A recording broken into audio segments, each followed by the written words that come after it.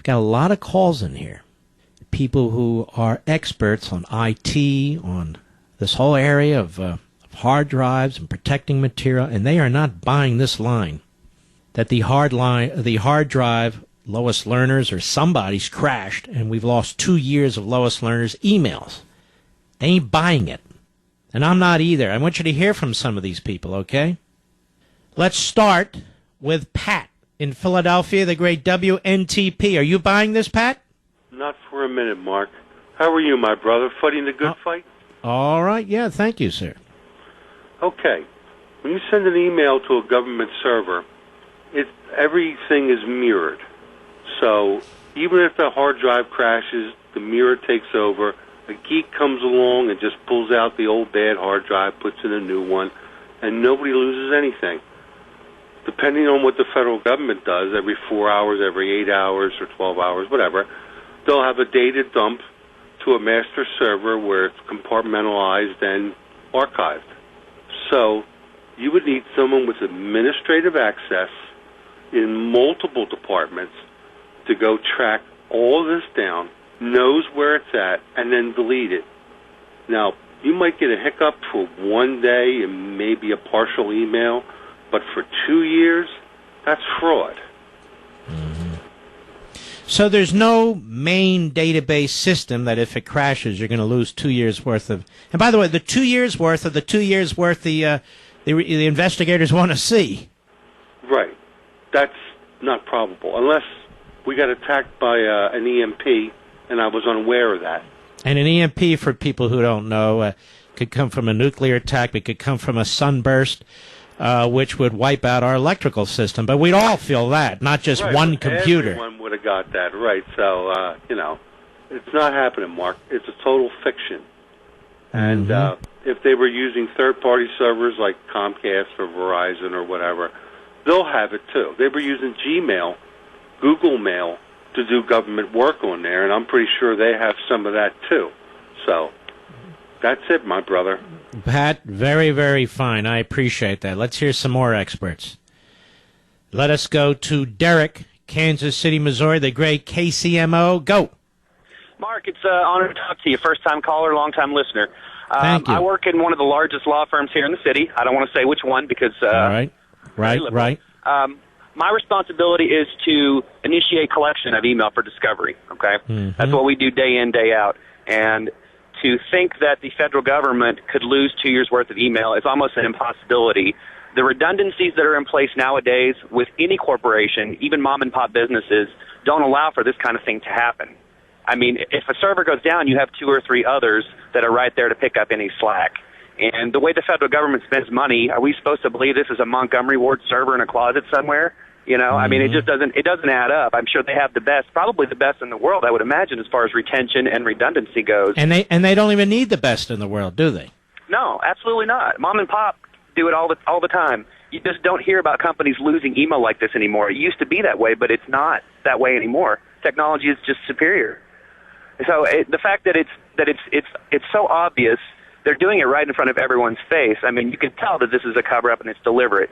You can't lose email like that without intention, It just doesn't make sense to me. I'm shocked. And if more people aren't outraged, then they damn well... Well, Derek, I was listening attentively to what I hear in my ears is the ABC Radio Network News at the top of the hour. This didn't even get a mention. It wasn't even mentioned by the National Radio News. Not even mentioned. This is what I mean. I call these people the Praetorian Guard media, and that's exactly what they are. This is a massive scandal. Now we have an additional cover-up aspect to it, and they act like it's no big damn deal. If it were Richard Nixon, we've been hearing about it for the next 25 days. It's disgusting, quite frankly, Mark, and sometimes, you just wonder where is everyone's head at? What are we thinking, I don't know. I guess maybe some people would want to be in the dark and want to be led, but it's flagrant. There's no way this can happen. All right, Derek, thank you. Let's go to Tamara, Dallas, Texas, the great WBAP. Go right ahead. Hey, good Texas evening to you, Mark. God bless you, my friend. And a happy Virginia evening back to you. Hey, thank you. I just came from Virginia yesterday, so I will accept that. Hey, my husband is one of the co-founders of the world's first computer forensic software. And I spent many years doing public relations for them and learning about that software. And here is the caveat. Here's the hat tip to Daryl Issa.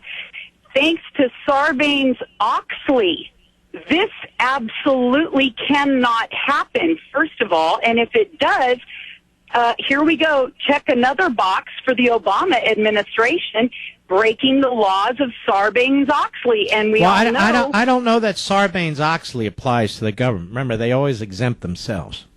Well, there you go. But the fact of the matter is the government, the United States government, has this NK software in their systems to ensure this doesn't happen. And they can use it. They can detect every single keystroke that has ever been made on your computer, and it's all recoverable. And the gentleman, the last caller, is exactly right. That somebody high up with core access would have to physically and manually scrub the data, and then, unless the drive was severely damaged, even then, the data is recoverable. All right, Tamara, thank you for your call. Let's go to Eric. He doesn't wish to identify where he works, but it's a very, very significant position in Maryland, the great WMAL. How are you, sir? How you doing, Mark? What they're selling is a bunch of BS. And here is why. I ran an email system for one of the government agencies. I was one of the administrators. We had over 60 servers for email. And those servers, just like the other caller said, the drives are mirrored. So if we lose a physical drive, it's hot swappable. We could switch over to the other drive, and the user would never know. Now, here's the part that doesn't wash. Every day you have a backup, and that is called an incremental backup. So when a file changes, it hits that incremental backup tape. Every week you pull a gold backup. That gold backup goes off-site to a place like Iron Mountain, where basically it's EMP-proof and disaster-proof. So if we lose the building due to an attack like what happened in Oklahoma, you can go back to those tapes, and you might be maybe a week old. So basically, and they're kept in increments, so then you have one for a month, then one for a quarter. So if you lose a whole series of data, you'll still be able to go back at least within a month or a quarter. So you're never going to lose 2 years' worth, are you? No, that's impossible. It is impossible. If that's the case, why didn't we hear about that when that happened to the Muro building in Oklahoma City, when they blew the building up? We didn't, because it's basically built into the system, and this goes back to the Cold War when we were afraid of nuclear attack. That's the reason why these systems were put in place. So then there's no way the I.R.S. should get away with this if these committee chairmen are halfway informed about anything. If they're halfway informed about it, or basically get someone to advise them to how the system and the everything to keep this from happening. So right now they're selling them a bunch of stuff, and hopefully people are listening to this. They do not buy it, because it cannot happen unless someone physically goes in and literally, this is the equivalent of the missing minutes in the Watergate tapes. I was saying that too. Exactly right. And isn't it amazing how little attention it's drawing tonight, other than by me? And I write for Breitbart. I'm going to write something about this. Good. Just because of that, because I'm just hearing about this now because I just came out of another TV studio on something else, and I'm floored over this, and this is basically getting traction. This can't get traction. This is the... Well, what's your full name? If you write for Breitbart, are we allowed to know? Eric Carey, C-A-R-Y. Very good. All right, Eric, go get him. All right, my friend. We're getting experts on this pouring through the phone lines who are saying there's no way the I.R.S., a hard drive could crash and there's not a backup system. In fact, multiple backup systems. No way. Now, I can't vouch for this. I'm absolutely illiterate on this subject, so I'm learning it as many of you folks are. I'm just listening to this. But we're going to listen to a little bit more of it, too, because I want to hear more. We're going to try and get to the bottom of this. MAL, go. Yeah, just wanted to back up what your previous caller had said, having been in the government a long time, there's backup to backup to backup. There is no, it's kind of funny how that anytime the government wants something to track down an underling, some low-level person, they can find it, whether going after a leaker or whatever, they can always find their man or their woman there. But all of a sudden with the leadership, it's just case after case, sorry. No, this couldn't be done unless it was done purposefully, which means there was a crime committed. But then again, this is so typical. We've been watching for years. It's off that subject, but I can tell you, at all levels of government this is going on. I remember in the Columbine incident, lawsuits brought by families against the sheriff's department for their utter incompetency. And I just happened to be on duty over there in Denver, and I was surprised to read it in the Denver Post, that right on the front page, back around 2004, that, documents that were being requested, demanded by the suing families, that just happened to get shredded accidentally, and the whole case was dropped in court. That was not accident. It was shredded up. But you see how this happens? And the problem is the voters allow the people who presided over this to go right back into office. Instead of cleaning house when it happens, they just shrug their shoulders and reelect them again. It's a voter's fault. Unfortunately, people like you and me and others who realize that this is not acceptable, we're stuck because of the lazy masses that allow it to continue. All right, my friend. But our buddy Andy McCarthy had a point, a very important point, National Review Online, and that point is, all you folks who are dealing with the IRS, some of you are litigating against the IRS, well, now how can you be sure that the IRS is producing all the information that they're required to produce during discovery? That hard drive, or those hard drives that crashed, may have had information on them that you needed.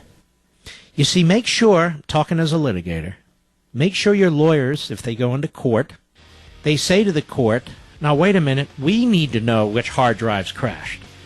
And we need some representation, that information that were on those hard drives or that hard drive wasn't information that belonged to my client, that my client has to have. You see, the proof shifts to them. The word is spoliation. Repeat after me. Spoliation. Hard drives crashed. And Lois Lerner's emails during that crucial 2-year period, 2009 to 2011, are gone. We're very sorry. We worked very hard. We've done everything we can, but they're gone.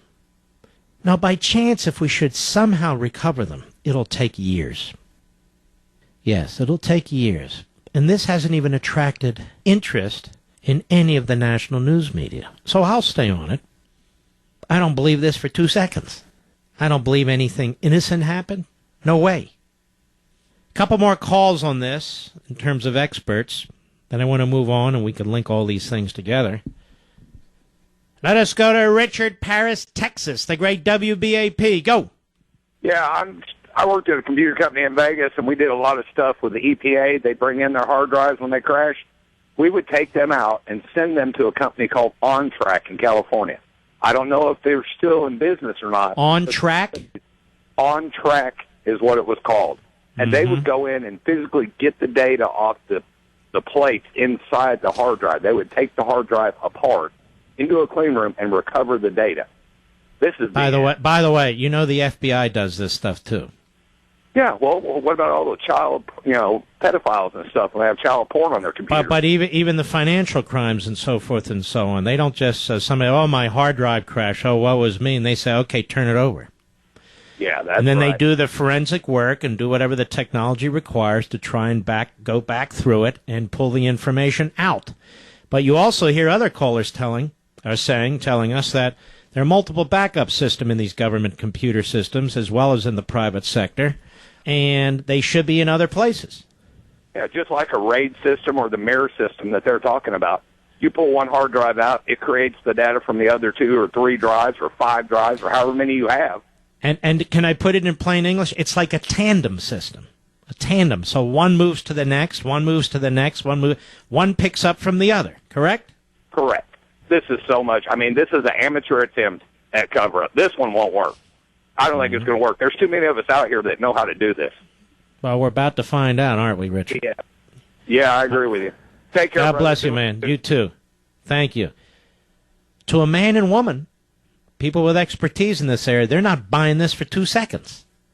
Couple more, then we need to move along. Juan, Orlando, Florida, the great WDBO country. How are you, sir? Good afternoon, sir. How are you doing today? I'm good. Same to you. Thank you, sir. Sir, one thing. Even though we were still in 1990 and the government was using Commodore computers, the people that she sent the emails to, they will still have them on the servers on the buildings that those people receive the emails. Now, all right, Juan, wait there. Hold on. I'm going to let you go. That's a very, very important point. So if the IRS says, look, we have this antiquated technology, and so you're saying, wait a minute. Whomever you've sent that to doesn't have antiquated technology. exactly. Now, the people on the states that they file the complaints, they can actually come back and look on those states specifically. Now, the government have two ways of following information. One is the MAC address of the computer, which is unique to each computer, or the username or the IP address, which is the regular IP address of the government, and it can be sorted out with the right computer, a Unix computer. It can be sorted out and it can be filtered, and all will come up. All right, my friend, believe me, this is way over my head, but I'm following this as a matter of logic. Thank you, Juan. I appreciate it. Seems to me if Congress wants to get to the bottom of this, Congress can, but they better get their hands on this hard drive or those hard drives as fast as possible, because there are ways to destroy these hard drives. Now, that said, you've heard them talk about the mirror technology. I've explained it as a tandem technology. If one server crashes or hard drive, it moves on to the next one, and it moves on to the next one. You may lose some data, but you ain't going to lose 2 years' worth of data. Furthermore, the IRS would have known about this before today. The IRS would have known it had a problem before today. It doesn't just go poof automatically on Friday afternoon. No, that's right. And people are very upset about what the IRS has done and their lies about this hard drive. I'm sure it's damaged or something was done to it, but the fact that no information could be found for 2 years doesn't make any sense to me. I know at the EPA, because we litigated against them, they had a backup taping system. Now, at the time, this is about 10 years ago, they would keep that backup tape of that particular day's email for 60 days and then destroy the tape. Now, that's changed since our litigation. They weren't free to do that. Why would the IRS, which is all about records retention, your taxes and financial information and all the rest, why would they destroy anything intentionally? I mean, other than being crooks, that's not my point. That is, have a system in place that would do that. And why wouldn't they have multiple backup systems? If any place is going to have it on the domestic side, it would be the IRS. So I'm not buying it either, and neither any of the folks who've been involved in these things. I'll give you an example. Tricia, Austin, Texas, XM Satellite, go. Hi, Mark. You're calling for me to get to the point, so I'm going to tell you real quick, without telling you where I work. I work for a company that created the software that the IRS is using that does an automatic backup failover to servers. And this process, this is a security process that was, created that backs these systems up every single night. And these backups are stored for years. And this is, what they're saying is, I don't believe what they're saying, because I know for a fact that these backups happen every single night, and they're held for a very long time. Not only that, we haven't gotten any emails or any phone calls telling us that any of these systems have failed. And hold on now. That is a brilliant point. I happen to know some members of Congress are listening to this program right now because they've been contacting me during the course of the show on this committee. That is a brilliant point, which is, have any of the computer service companies, the IT companies that work in this field for the IRS, indicated any problems with any hard drive or any network system, any server, anything of the sort? And if I'm not using the right language, just excuse me. I don't pretend to understand all this. I understand enough of it from a litigation perspective. But that said, that's very, very good point, Tricia. Because if you weren't asked about, in your company's case, the software, then what are they talking about?